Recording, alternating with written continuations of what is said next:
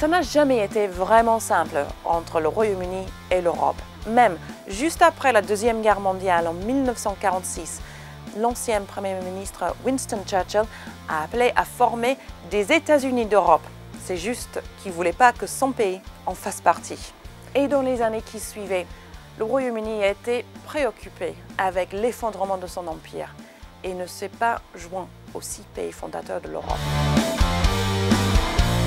C'est vraiment la crise diplomatique et militaire du canal du Suez en 1956 qui va forcer la Grande-Bretagne à se rendre compte qu'elle n'est pas si grande que ça, qu'elle est une ancienne grande puissance et elle se retourne enfin vers l'Europe. Mais attention, ce n'est pas si simple.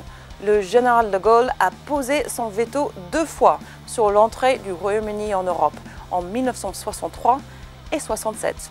Pour lui, ces anglo-saxons ne portaient pas que le projet européen.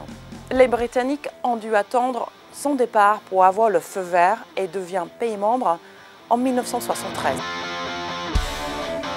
Et là, il suivait un premier référendum suite à des bagarres politiques en 1975. Mais cette fois-ci, les Britanniques ont voté à 67% de rester dans l'Europe, avec une des têtes d'affiche pour le oui, Margaret Thatcher, la future Première ministre. Et oui, elle était favorable à l'Europe à l'époque.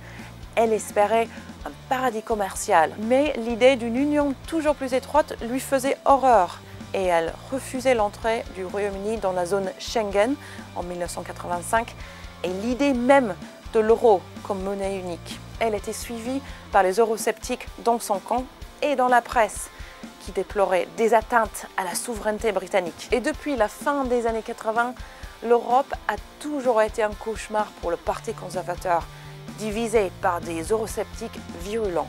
David Cameron, alors Premier ministre, a fini par appeler un référendum en 2016.